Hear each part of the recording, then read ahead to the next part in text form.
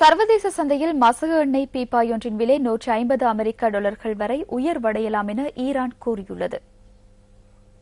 தமது எண்ணெய் இறக்குமதிக்கு ஐரோப்பிய ஒன்றியம் தடை விதித்துள்ளமையே இதற்கு காரணம் என ஈரான் எண்ணெய் வளத்துறை பிரதி அமைச்சர் குறிப்பிட்டுள்ளார். ஐரோப்பிய ஒன்றிய நாடுகளுக்கான எண்ணெய் ஏற்றுமதியை அடுத்த வாரம் நிறுத்துவது தொடர்பான வாக்கெடுப்பு ஈரான் பாராளுமன்றத்தில் அடுத்த வாரம் நடத்தப்பட உள்ளது.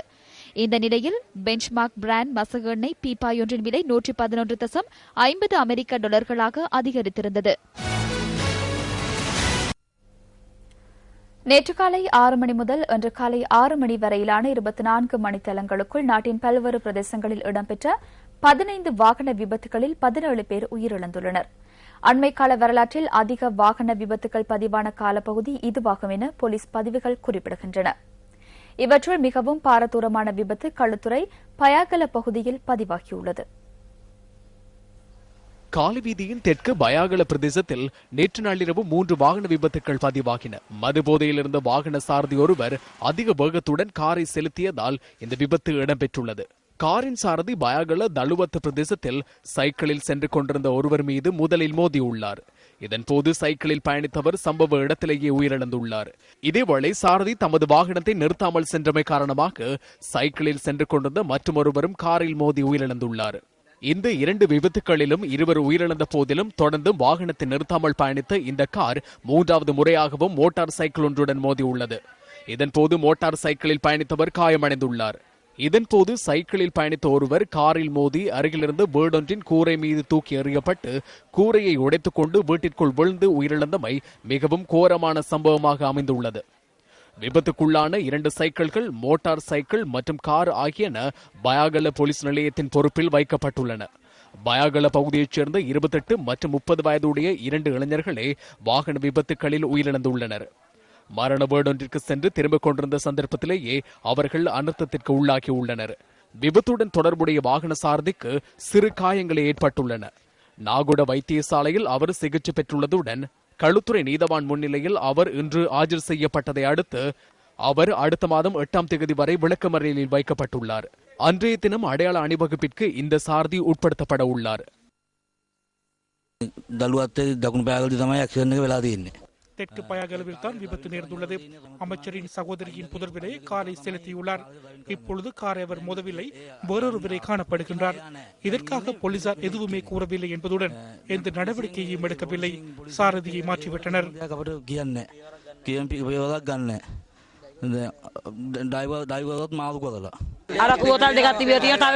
வாகனத்தில் மேலும் ஒரு இளைஞர் இருந்துள்ளார். அத்துடன் 2 மதுபான போத்தல்களும் இருந்துள்ளன. வாக்குமூலம் பெறுவதற்கும் சடலத்தை காண்பிப்பதற்கும் சாரதி அழைத்து வரப்படவில்லை. பயாகல போலீசார் வைத்தியசாலையில் இருக்கவும் இல்லை. அவர்கள் பேருவளை, தொடங்கோட, களுத்துறை பகுதிகளிலேயே இருக்கின்றனர். காரை மறைத்து விட்டனர். மோதுண்ட இருவரும் உயிரிழந்து விட்டனரா என்பதை கூட பார்க்க வரவில்லை.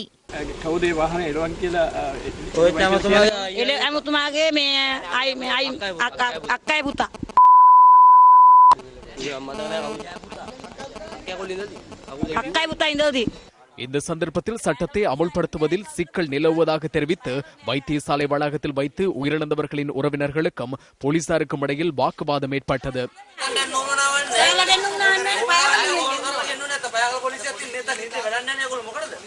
விபத்துடன் தொடர்புடைய நபர் பிரதேச அரசியல்வாதி ஒருவரின் உறவினரா என்று பயாகல போலீஸ் நிலையத்தின் உயர் அதிகாரி ஒருவரிடம் நாம் வினவினோம். அரசியல் தொடர்புகள் குறித்து தாம் அறிந்திருக்கவில்லை என்பதுடன் விபத்துக்கு காரணமான சாரதி சிறு காயங்களுக்கு உள்ளாகியிருப்பதாக அவர் குறிப்பிட்டார். நமது வீக்கெண்ட் பிரதான செய்திகளில் தொடர்வது சக்தியின் தேடல். கிழக்கு மாகாண எல்லைகளில் உள்ள பல கிராமங்களைச் சேர்ந்த மக்களின் உடைமைகளுக்கு காட்டு யானைகளினால் சேதம் விளைவிக்கப்படுவதாக தெரிவிக்கப்படுகிறது.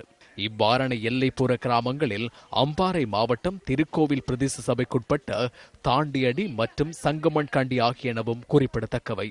இந்த 2 கிராமங்களும் அண்மை காலமாக காட்டு யானைகளின் தாக்குதலுக்கு இலக்காகி வருவதாக மக்கள் விசனம் தெரிவிக்கின்றனர். இதனால் தாம் அச்சத்துடனேயே இந்த கிராமங்களில் வாழ வேண்டிய நிலை ஏற்பட்டுள்ளதாகவும் அவர்கள் குறிப்பிடுகின்றனர். இரவு பட்டா எங்களுக்கு நித்திரை இல்லை. நாங்கள் நித்திரை தூங்குறதுல விடிய விடிய தூக்கம் அடிச்சு தான் நாங்கள் இருந்து இந்த ஆணையை விரசினாலும் அது போகுதில்லை. ஆக்களை திரும்பி வருது. நாங்கள் வெடி போட்டு விரசினாலும் அது போகுதில்லை. ஆனால் எங்களுக்கு கரண்ட் வசதி அது ஒன்றும் இல்லை. எங்களுக்கு ஆணை தொல்லை பெருந்தொல்லையாக இருக்குது. அண்மையில் சங்கமன் கண்டி கிராமத்திற்குள் நுழைந்த காட்டு யானைகளினால் தமது உடைமைகளுக்கு சேதம் ஏற்பட்டதாக பிரதேச மக்கள் சுட்டிக்காட்டுகின்றனர். குறிப்பாக அங்குள்ள பிள்ளையார் ஆலயம் யானைகளின் அட்டகாசத்தினால் இவ்வாறு சேதமாக்கப்பட்டிருந்தது. இவ்வாறு நாளாந்தம் காட்டு யானைகளின் அச்சுறுத்தல்களுக்கு இலக்காகும் தமது கிராமங்களை பாதுகாப்பதற்கான நடவடிக்கைகளை எடுக்க சம்பந்தப்பட்ட அதிகாரிகள் முன்வர வேண்டும் என பிரதேச மக்கள் வேண்டுகோள் விடுக்கின்றனர். அதே மாதிரி இந்த சில பகுதியில் யானை கஷ்டமான துண்டு ஏரியாவுக்கு கரண்ட் கொடுத்தாங்க, யானைக்கு கரண்ட் கொடுத்திருக்காங்க. அதே மாதிரி ஏரியா அதே மாதிரி எங்களுக்கும் அதே மாதிரி செஞ்சு கொடுத்தாங்கட்டா எங்களுக்கும் எல்லாம் அதே மாதிரி ஒன்று பாதுகாப்பாக இருக்கும். எங்களுக்கு சனத்தில் அவ்வளோ கஷ்டம், சனத்தில் வெள்ள அமௌண்ட் செஞ்சு கொள்ள எல்லாரும் கஷ்டம். ஒரு வளவுக்குள்ள வாழை மரமாக ஃபயர் இதுவுமே செய்ய அவ்வளோ கஷ்டமாக. ஏன்னா லைட்டு போட்டால் லைட் வெளிச்சத்துலேயும் வந்து முறிச்சிட்டு போகுது. முறிச்சு தின்னதுக்கு சத்தம் போட்டால் விரசுது எங்களை.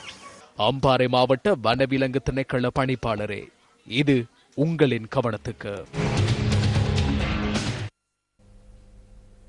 விளம்பரங்களின் பின்னர் செய்திகள் தொடரும்.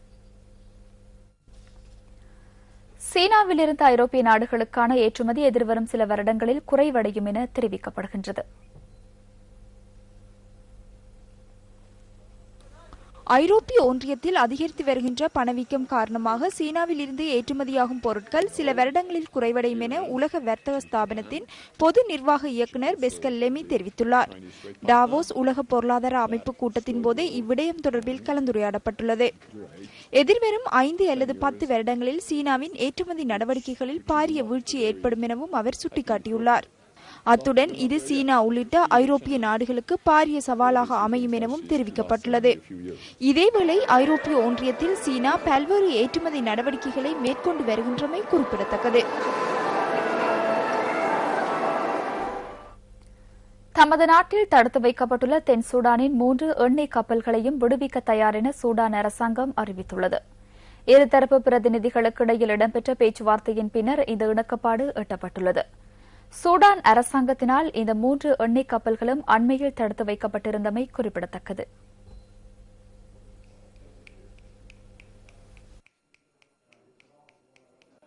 மசகு எண்ணெய் அகழ்வை நிறுத்த தீர்மானித்துள்ளதாக தென் சூடான் நேற்று தெரிவித்திருந்தது. இந்த தகவலானது இரு தரப்பினர்களுக்கும் அதிர்ச்சியை ஏற்படுத்தியுள்ளது. சூடான் மற்றும் தென் சூடான் ஆகியன எண்ணெய் விநியோகம் தொடர்பான உடன்படிக்கை ஒன்றை ஏற்படுத்திக் கொள்வதற்கு முனைவதாக தெரிவிக்கப்படுகின்றது. இந்த நிலையில் தென் சூடான் துறைமுகத்திற்கு 3 எண்ணெய் கப்பல்களை விடுவிக்க சூடான் அரசு பிரதிநிதிகள் இணங்கியுள்ளனர். விரைவில் இந்த எண்ணெய் கப்பல்கள் விடுவிக்கப்படும் என சூடான் அரசாங்கம் தெரிவித்துள்ள போதிலும் எப்பொழுது என்பது தொடர்பில் எவ்வித தகவலும் வெளிவரவில்லை என சூடான் அரசு பிரதிநிதி ஒருவர் குறிப்பிட்டுள்ளார். இதனிடையே தென் சூடானுக்கான எண்ணெய் விநியோகத்தினை தொடர்ந்து மேற்கொள்வதற்கு சூடான் எதிர்பார்த்துள்ளது. சூடான் அரசாங்கத்தினால் குறித்த 3 எண்ணெய் கப்பல்களும் அண்மை காலமாக தடுத்து வைக்கப்பட்டுள்ளமை குறிப்பிடத்தக்கது. யேமனில் இடம்பெறவுள்ள பொது தேர்தலுக்கு ஐக்கிய அமெரிக்கா ஒத்துழைப்பு வழங்க உள்ளதாக தெரிவிக்கப்படுகின்றது. இதேவேளை அமெரிக்கா சென்றுள்ள அலி அப்துல்லா சலே யேமனிய உப ஜனாதிபதிக்கு பொறுப்புகளை கையளிக்க வேண்டும் என பல்வேறு தரப்பினரும் அழுத்தம் கொடுத்து வருகின்றனர்.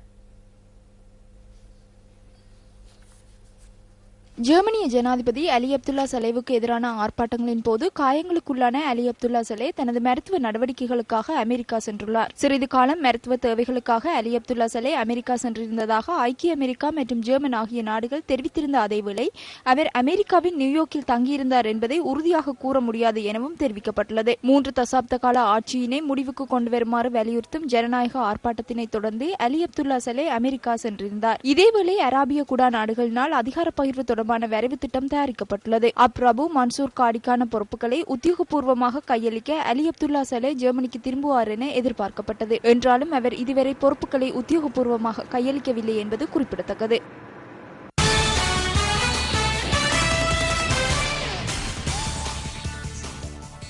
இலங்கை நீச்சல் மற்றும் நீர் விளையாட்டு சம்மேளனம் ஏற்பாடு செய்திருந்த கடல் நீச்சல் போட்டிகள் இன்று நடைபெற்றன.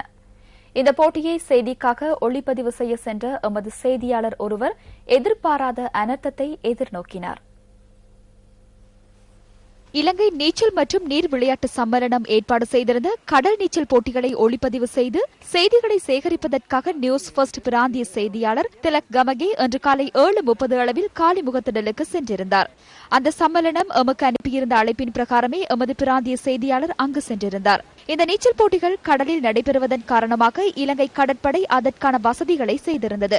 காலிமுகத்திடலை சென்றடைந்த எமது பிராந்திய செய்தியாளர் கடற்கரையை நெருங்கிய போது ஏற்பாட்டுக் குழுவினர் சிலரும் அங்கிருந்ததாக தெரிவித்தார். கடலுக்கு சென்று போட்டியை ஒளிப்பதிவு செய்யும் வாய்ப்புள்ளதென கூறப்பட்டதால் சம்மேளனத்தின் அதிகாரிகள் தம்மை வெளிச்ச வீட்டுக்கு அழைத்துச் சென்றதாக எமது செய்தியாளர் குறிப்பிட்டார். அதற்காக சிறிய இயந்திர படகு பயன்படுத்தப்பட்டதால் அதில் கேமராவுடன் அதற்கான உபகரணங்களை எடுத்து செல்வது சிரமம் என்று எமது பிராந்திய செய்தியாளர் கூறியுள்ளார். எனினும் அங்கிருந்த அதிகாரிகளின் ஊக்கம் காரணமாக தாம் குறித்த படகில் ஏறியதாக எமது செய்தியாளர் தெரிவிக்கிறார். படகு இயந்திரத்தை இயக்கும் முதல் முயற்சி தோல்வியடைந்ததை அடுத்து தம்மால் இந்த படகில் செல்ல முடியாதென அதிலிருந்த குழுவினரிடம் எமது செய்தியாளர் கூறியுள்ளார். ஆனாலும் பாதுகாப்பு உறுதியளிக்கப்பட்ட நிலையில் தாம் தொடர்ந்தும் அதில் இருந்ததாக எமது செய்தியாளர் தெரிவித்தார். இந்த சந்தர்ப்பத்தில் கடற்படை உறுப்பினர்கள் மீண்டும் படகின் இயந்திரத்தை இயங்க செய்ய முயற்சிக்க ஆரம்பிக்கும் போதே உயரெழுந்த பாரிய அலையில் படகு கவிழ்ந்துள்ளது. கடும் பிரயத்தனத்துக்கு பின்னர் குறித்த குழுவினர் தம்மை மீட்டதாக எமது பிராந்திய செய்தியாளர் குறிப்பிட்டார்.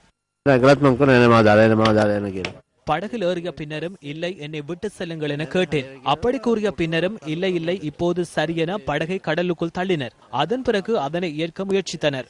அது இயங்கவில்லை. அதன் பின்னர் மீண்டும் முயற்சித்தனர். ஆனால் பயனில்லை. அதன் பிறகு அலை ஒன்று வந்தது. அதில் நனைந்தோம். பாரிய அலை ஒன்று எழுந்தது. அந்த அலையில் படகு கவிழ்ந்தது. அலையில் சிக்கி திமிரிய நிலையில் சிலரின் உதவியுடன் நான் கரைக்கு வந்தேன். கேமரா, தொலைபேசி சகலதும் வீணாகிவிட்டன. கேமரா தண்ணீரில் விழுந்தால் என்னவாகும் என்பது தெரியும் தானே. 2-3 நிமிடங்கள் கடலுடன் போராடிய பின்னர் தான் கரைக்கு வந்தோம்.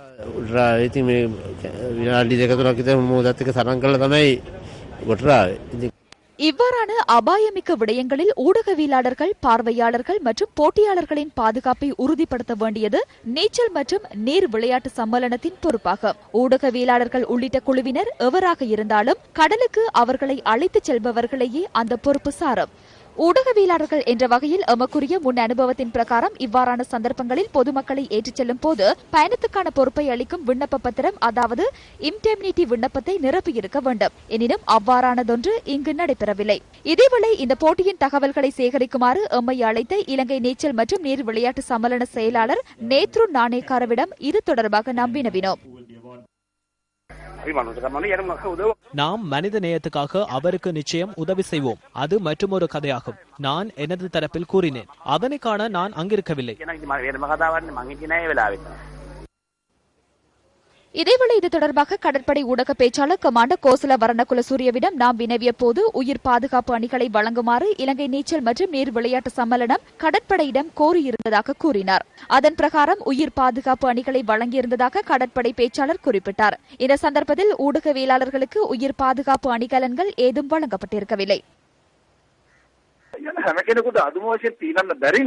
சகலருக்கும் குறைந்தபட்சம் நீந்த தெரியாவிட்டால் உயிர் பாதுகாப்பு அணிகலன் அவசியமாகும். எனினும் அது படகு செலுத்துவோரின் தேவைக்கு மாத்திரம் பயன்படுத்தப்படுவதல்ல.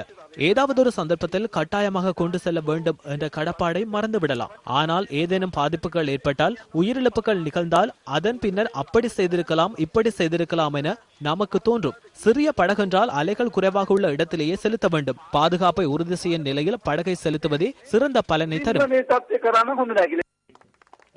இவ்வாறான எதிர்பாராத சம்பவம் ஒன்று நிகழ்ந்தாலும் 5 கிலோமீட்டர் தூரம் கொண்ட கடல் நீச்சல் போட்டியை நாம் ஒளிப்பதிவு செய்ய தவறவில்லை. போட்டியின் ஆடவர் பிரிவில் இலங்கை கடற்படை வீரர் எஸ் ரூபசிங்க வெற்றி பெற்றார். அதற்காக அவருக்கு 2 மணித்தியாலங்களும் 7 நிமிடங்களும் 38 செகண்ட்களும் சென்றன. மகளிர் பிரிவில் கண்டி மகாமாயா கல்லூரியின் சுனேத்ரா விஜயரத்ன வெற்றி வாகை சூடினார். இத்துடன் நியூஸ் ஃபர்ஸ்டின் 8 மணி பிரதான செய்திகள் நிறைவு பெறுகின்றன. நமது அடுத்த பிரதான செய்தியினை இரவு 10:45 எதிர்பாருங்கள். வணக்கம்.